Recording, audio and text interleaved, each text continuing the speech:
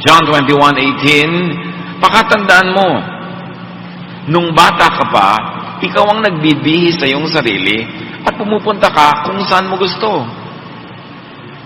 Isa daw yan ang pribilehiyo ng pagiging bata. Meron kang kontrol sa iyong katawan.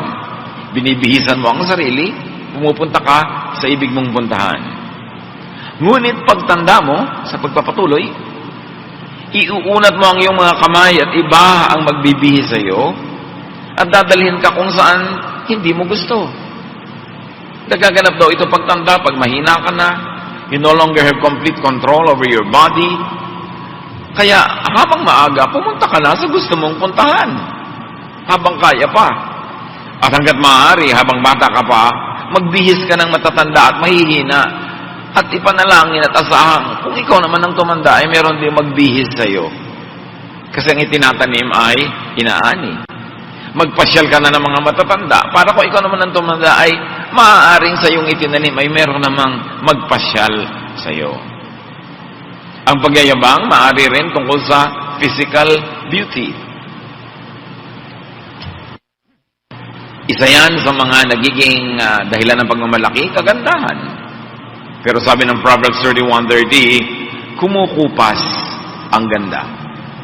In fact, physical beauty is only very short-lived. Sandaling-sandali lang na maganda ang isang tao. Nasa kasibulan, sa tanghaling tapat ng kanyang buhay, pero yun ay papalipas. At pwede rin ipagyabang financial wealth, pera, kayamanan. Luke 12:15-20, at sinabi niya sa kanilang lahat, mag-ingat kayo sa lahat ng uri ng kasakiman, sapagkat ang buhay ng tao ay wala sa dami ng kanyang kayamanan. Nawawala, nananakaw, nababawi ang mga kayamanang pinansyal. Boasting could also be of intelligence, mental brilliance, greatness. Yan ay maaari pang mga ipagyabang, yung mga katalinuhan, galing, husay. Pero ang lahat ng yan ay pumupurol, kumukupas, kumisay biglang nawawala. Gaano ka man katalino, karunong, kahusay, minsan ka lang mabagok, na apektuhan ang iyong utak, pwedeng mawala ang lahat. Hindi pwedeng ipagyabang ang galing. Tulad ng isang hari na nagyabang ng todo-todo, Daniel 4:29-33. Minsan, namamasyal ang hari sa hardin sa bubong ng kanyang palasyo sa Babylonia. Ito ay si Haring Nebuchadnezzar. Sinabi niya, talagang dakila ang Babylonia.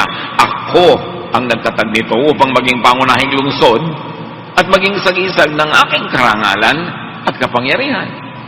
So ako ang dakila, ako ang magaling, ako ang nagtatag. Hindi pa siya natatapos sa pagsasalita.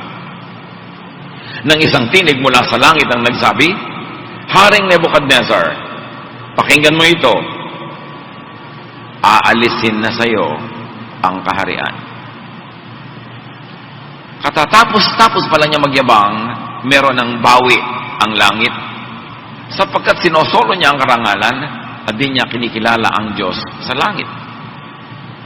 Ipagtatabuyan ka sa parang at doon maninirahan kasama ng mga hayop. Kakain ka ng damo tulad ng baka. 7 taon kang mananatili sa gayong kalagayan hanggang sa kilalanin mong nasa ilalim ng kapangyarihan ng kataas-taasang Diyos ang kaharian ng mga tao at maaari niyang ibigay ito kanino man niyang naisin. Ibinaliwanag ng tinig mula sa langit ang dahilan kung bakit babawian ng kapangyarihan at katinuan si Haring Nebuchadnezzar. Sabi, kailangan kilalanin mo na ang Diyos ay nasa ibabaw ng lahat ng kapangyarihan ng tao, na siyang nagbibigay at nagbabawi nito, at mangyayari sa iyo sasahol ka pa sa hayop. At minaipaliwanag na ang mga medical scientists na maaaring uri ng sakit na dumapo dito kay Nebuchadnezzar, but definitely it affected his brain, his mind. At nangyari yun. So nangyayari ang pagbababa sa mga nagmamataas, pagbawi sa mga pinahihiram lang naman. Verse 33, nangyari agad kay Nebuchadnezzar ang sinabi ng tinig. Kahit gaano karunong, kahusay, kagaling, maaaring magkasakit sa utak ang tao. Maaaring mabaliw na nagiging asal, hayop, o masahol pa. O lumalabo ang alaala, nagdidilim ang kaisipan, nawawala ang inspirasyon sa galing, pumupurol, dumidilim. Boasting could be of talent or skill. Ang husay-husay mong gumawa ng ganito, gumawa ng ganyan, pero ang tao nagkakasakit. Pwedeng dapuan ang tinatawag na aksidente. O magaling man ay nadadaig naman ng ibang mas magaling pa. So hindi dapat nagyayabang. Boasting could also be of social and political status and strength. Makapangyarihan, maraming relations, maraming connection, pero pwedeng bumabagsak, iniiwan, tinatalikuran ng iba. Lalo yung political power, pag uso ka, ang dami mong kaibigan. Pag di ka na uso, bumabaligtad pa nga yung dating kunwari kaibigan mo, nagiging kaaway mo pa. Boasting could also be of spiritual standing and power. Hindi napapansin ng mga nagbubuhay banal o nagbabanal-banalan o pinipilit maging banal na nagiging kayabangan na rin nila ang kanilang kayabangan, ang kanilang kalinisan. Kumisa ng taong hindi nagkakasala, ay nagiging mayabang at minamaliit, dinudusta agad yung mga nagkakasala. Yung mga taong maganda ang buhay, matuwid, malinis, maaari hindi niya napapansin na naipagyayabang na niya yon sa paghuhusga niya sa mga kapwa niya na itinuturing niyang marumi. Kaya sabi ng 1 Corinthians 10:12, kaya't mag-ingat ang sino mang nag-aakalang siya'y nakatayo at baka siya mabuwal. Kung nakatayo ka, magpasalamat ka sa Diyos, pero ihanda mo rin ang iyong loob sa posibilidad na pwedeng walang kaginsa-ginsa ay mabuwal ka. Kaya ang mga nakatayo, nananatiling nakatayo, dapat mabait sa mga nabubuwal. Kasi hindi mo alam kung kailan ikaw naman ang mabubuwal. Ang mga matuwid ay dapat na mahabagin, mabuti pa rin sa mga liko. Ang mga nabubuhay sa liwanag ay hindi dapat manlait ng mga nagtatago sa dilim. Those who live above the surface must never diminish the human value of those who fall in the cracks. Hindi dapat nagmamalaki. Lalong-lalo ang kabanalan, hindi dapat ipinagmamalakihan. Kasi hindi mo alam kung kailan biglang ikaw naman ang matatalo ng tukso. Dadapuan ng pagkakamali at igugupo ng kahinaan. Huwag kang na agad-agad na mamalo sapagkat ang iyong pamalong ginagamit ay maaring sa iyo naman gamitin kung ikaw ang dapat paluin. Lahat ay pinagmamalaking yan. All this could disappear in a flash.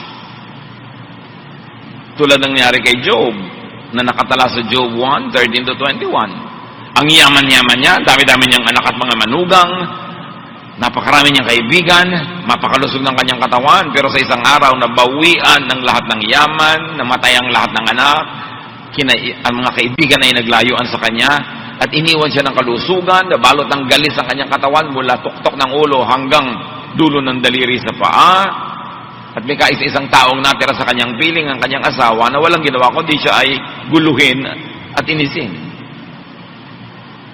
All in a day. Ang buhay ng tao pwedeng maiba sa loob lang ng isang araw. Kaya hindi dapat magmalaki. Even you, I, could disappear in a flash. Naglalakad ka lang, biglang natagalan ka ng gumuhong building. Instantly, nakalibing ka na. Tinamaan ka ng kidlat. Tinamaan ka ng ligaw na bala. O bigla ka naka-atake sa puso. Walang pwedeng ipagmalaki ang tao. Hindi mo pwedeng sabihin, Maraming-marami akong gagawin sa buhay. Dahil sabi sa Luke 12:20, sinabi sa kanya ng Diyos, hangal, sa gabi ring ito'y babawian ka na ng buhay. Kanino ngayon mapupunta ang mga inilalaan mo para sa iyong sarili? Hindi masamang maglaan sa sarili. Ang minamasama dito ay yung yabang na akala mo walang katapusan ng buhay mo at ma-enjoy mo lahat pagdating ng panahon. Kaya ang lesson, meron ka mang inilalaan ngayon, meron ka mang mga tinatangkilik, meron ka mga tinatamasa, enjoyin mo na, i-share mo rin sa iba, glorify God, kasi hindi mo alam kung bukas buhay ka pa. Walang pwedeng ipagmalaki. Ang yabang na mga pinag-usapan natin ay madalas umuwi sa hatol ng Diyos o sa hatol ng kapwa. Kasi siyempre ayaw din ng tao sa kapwa-taong mayabang. Ang pagmamataas ay umuwi sa pagbababa. Ang liko ay umuwi sa pagtutuwid. Nangyayari ang likas at natural na pagbabalanse ng buhay. Kaya dapat, kung ayaw mong sapilitang mabalanse ka, ikaw na ang mag-balance sa sarili. Makahalata ka kung lumalabis ka na, ikaw na ang magbawas para hindi na langit pa ang magbawas. Nakakahalata kang yumayabang ka na yata, abay ibaba mo na agad ang iyong sarili kaysa langit pa ang magpaluhod sa iyo para ka mapababa. Nakakahalata kang sobra ka ng nagmamalupit sa kapwa, magpakabait ka na kaysa pilitin ka pa ng Diyos na maging mabait. Huwag magyabang. Iwasang magyabang and be blessed. Or stay blessed. Blessed ka na. Tapos magyayabang ka, di mawawala ang blessing. Dati kang wala, binigyan ka ng Diyos, pinayaman ka, ipagyayabang mo, kung bawiin. Malakas ka, marami kang kayang gawin, ipagyayabang mo, kung pahinain ka. The best way to be blessed or to stay blessed, huwag magyabang. How not to boast? Paano nga ba hindi magyayabang? Unang-una, avoid the sin of Nebuchadnezzar. Acknowledge God for your blessings. For your talent, for your capacity, always acknowledge God. Kaya pag pinuri ka, huy, ang galing-galing mo, huwag mo na sasabihin, hindi, wala nga akong kagaling-galing. False modesty naman yun, dahil kung alam mo magaling ka, sabihin mong salamat, purihin ng Diyos, bigay niya yan. Ang ganda-ganda ng bahay mo, kung sabihin, hindi, ang liit-liit nga. Alam mo naman, ang laki-laki, hanggang basketball court na yung sala mo, sabihin mo po, ang liit-liit nga. Hindi na yun humility, lying na yun, kaartehan na yun. Sabi mo, oo nga, thank God, I enjoy this.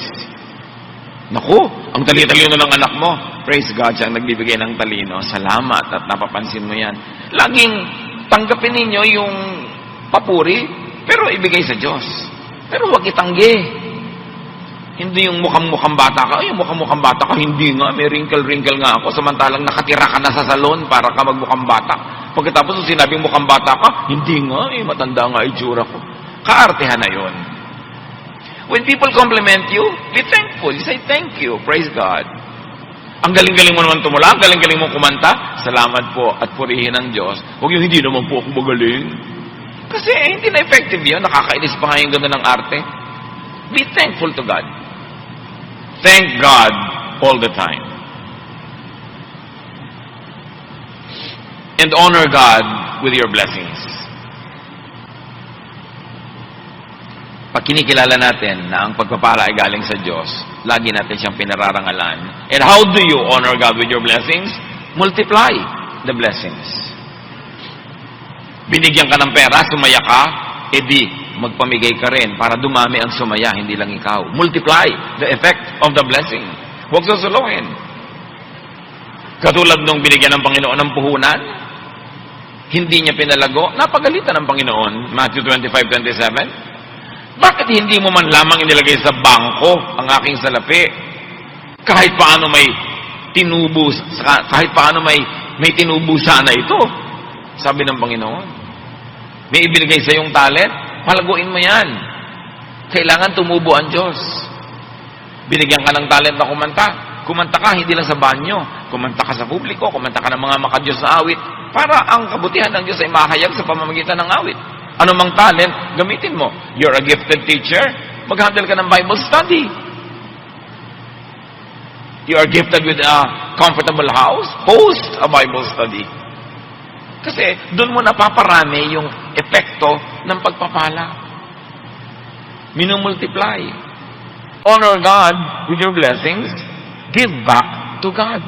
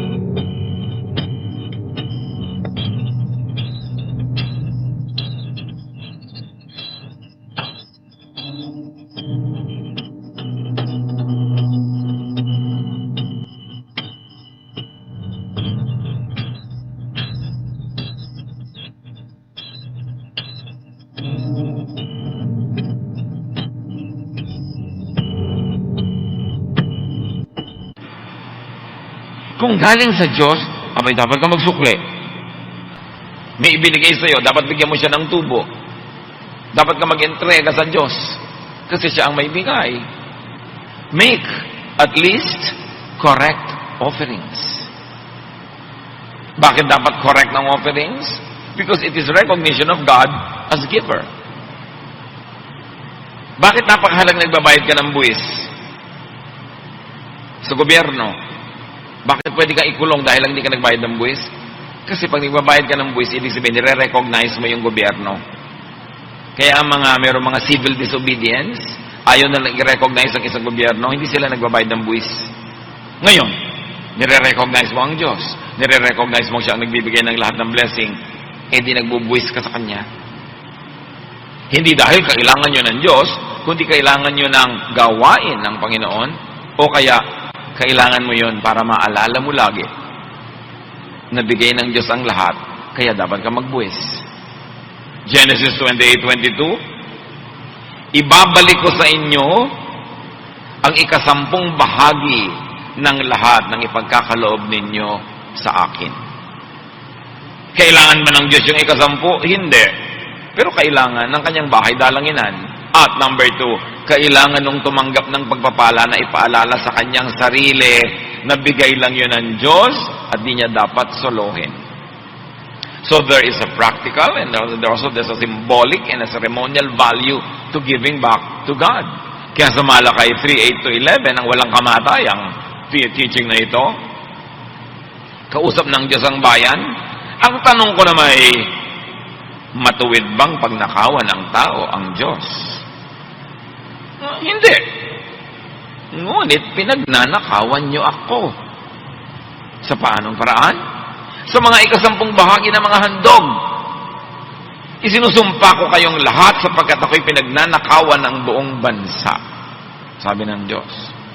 Dalhin ninyo ng buong buo ang inyong mga 10 bahagi sa tahanan ng Diyos upang matugunan ang pangangailangan sa aking tahanan. Subukin ninyo ako sa bagay na ito. Kung hindi ko buksan ang mga bintana ng langit at ibuhos sa inyo ang masaganang pagpapala. Hindi ko rin hahayaang salantain ng mga balang ang inyong mga pananim at mamumunga na ng sagana ang inyong mga ubasan. Ang sabi ng Panginoon, naiinis ako sa inyo, dinadayan nyo ako. At huwag nyo akong inisin. Bigyan nyo ako ng kasiyahan at pagka hindi naman iba yung lalong kasiyahan ang tatanggapin nyo mula sa akin. So honor God. Do not boast and honor God with your blessings. Share with others. Tuwing may natatanggap ka sa Panginoon, huwag mong salohin, laging merong kaparte yung iba. Natutuwa siya. Matthew 25:35, sabi niya doon sa mga gagantimpalaan, sapagkat ako'y nagugutom at ako'y inyong pinakain. Ako'y nauuhaw at ako'y inyong pinainom. Ako'y isang dayuhan at inyong pinatuloy. Ano mang buti ang ginagawa natin sa kapwa is an act of high worship. Ang pagsamba hindi lang sa pag-awit, sa pagsayaw, sa pagdadasal, napakataas na uri ng pagsamba. Ang paggawa ng mabuti, lalo sa mga hindi makakapagsukli, lalo sa mga sobrang kawawa at maralita, mahina, yun ang kabutihan na kinikilala ng Diyos, na siya mismo ang beneficiary, kasi mahal niya yung binigyan mo, edi siya yung tumatanaw, siya ngayon ang magbabalik. Napakahalaga. Hindi ka pwede magmahal sa Diyos nang hindi ka palabigay sa kapwa. Magandang question Paano ko pa malalaman na meron akong totoong faith? Palabigay ka ba sa kapwa? Yun, isa sa mga palatandaan na meron kang tunay na pananalig. Honor God with your blessings by what? You should enjoy your blessings on time. In time. Yung on time, sa nakatakdang schedule. Yung in time, kung kailan nagkataon at dumating, enjoy the blessing. Naranasan nyo na ba na may niregaluhan kayo ng magandang damit, tapos hindi sinusuot, nasa cabinet lang? Niregaluhan nyo ng magandang plato, baso, hindi ginagamit, nasa cabinet lang? Niregaluhan nyo ng gamit na mahusay, ayaw gamitin dahil baka marumihan, baka dumumi, baka mabasag? Kinakatuwa nyo ba yung ganon? O gusto nyo nakikita nyo ginagamit niya yung bigay nyo? Ganun ang Diyos. Yung bigay niya, gusto niyang makitang ine-enjoy natin. Dahil binibigyan tayo ng pagpapala para ating ma-enjoy, hindi para ating ilagay sa estante. In other words, appreciation is important. And one of the best ways to appreciate a gift is to put it to good use. So enjoy the blessings that God gives you. Ecclesiastes 3:1, ang lahat sa mundong ito ay may kanya-kanyang panahon. May kanya-kanyang oras. Kaya may oras ng pagtamasa, paglasap, pag-enjoy sa blessings ng Diyos. Huwag ipagyabang ang bukas. Anong ibig sabihin? Ay, next year na ako magpapahinga. Kung mamatay ka na next month, hindi ka na nakapagpahinga. O ayan, napahinga ka tuloy ng napakahaba. Huwag mo sabihin na magtitipid ako ng 10 taon, sa ika-11 taon, doon ako magbabakasyon. Yun ang pagyayabang. Sure ka, nasa 11th year, andyan ka pa. So what do? Because you respect time and the unpredictability of anything that can happen in life,